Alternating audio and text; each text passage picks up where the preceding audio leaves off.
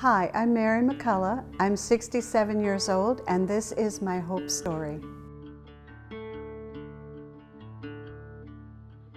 My story starts as a young girl who never fit in with her family or her friends. I didn't like the feeling of being a misfit.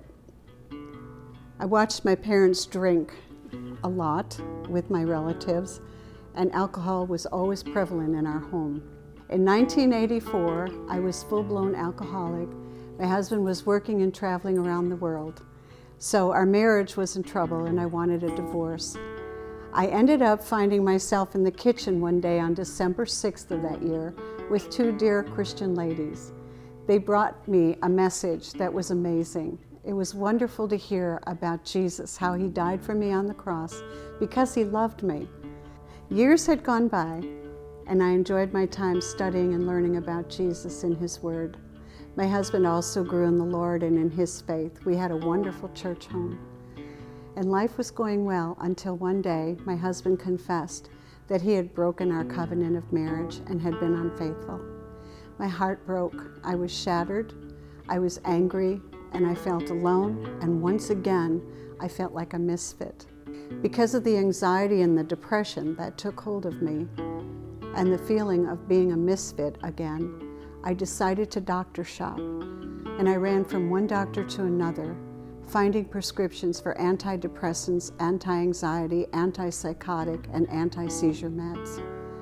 I started taking them, doubling and tripling, to where I would take handfuls. And I still remember standing in the bathroom with a handful of pills and weeping and saying, "Lord, would you please forgive me? I know this isn't right, but I can't bear the anguish in my soul."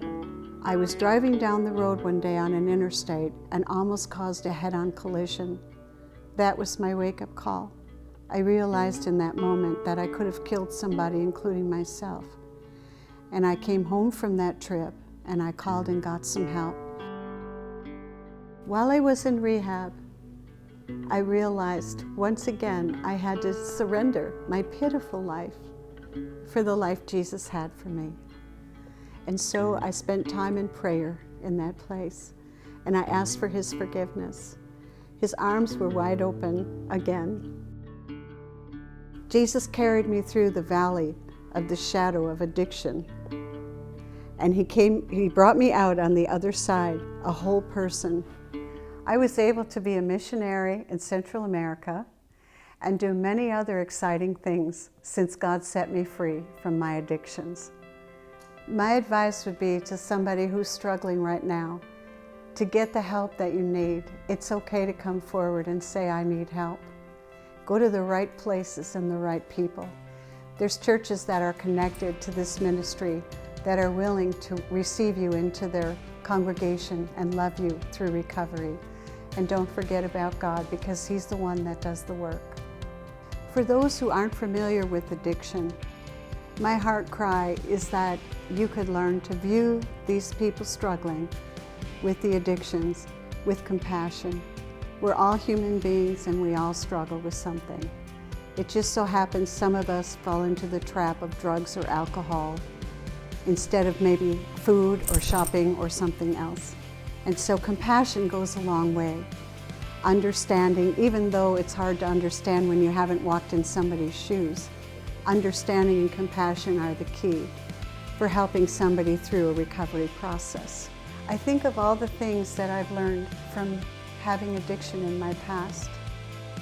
The most important one is I lived for so much of my life with no reason to live and having no hope.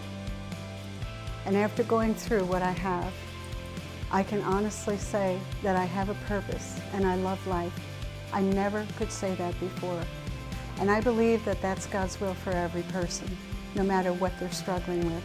He has a future and a hope, a plan for each one of us. And it's not a calamity and it's not addiction.